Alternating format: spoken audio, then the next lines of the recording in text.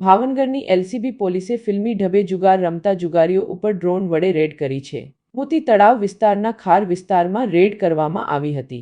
ખાર વિસ્તારમાં બાવળની કાંઠમાં જુગાર રમાડતા ઇરફાન ઉર્ફે પાનીઓ અશરફભાઈ સુમરા અને તેનો ભાઈ અકરમ ઉર્ફે ભોપો અશરફભાઈ સુમરા લોકોને ભેગા કરીને મોબાઈલના અજવાળે જુગાર રમાડતા હતા। ડ્રોન આવતાની સાથે જ દરેક જુગારીઓ ઊભી પૂંછડીએ ભાગ્યા હતા।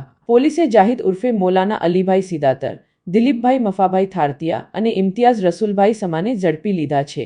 જો કે એલસીબી પોલીસે 37,900ની રોકડ કબજે લઈ ત્રણને ઝડપીને બોરતળાવ પોલીસ સ્ટેશનમાં કુલ 8 વિરુદ્ધ ગુનો દાખલ કરાવ્યો હતો, જેમાં 5 જેટલા શખ્સોને ઝડપવાના બાકી છે।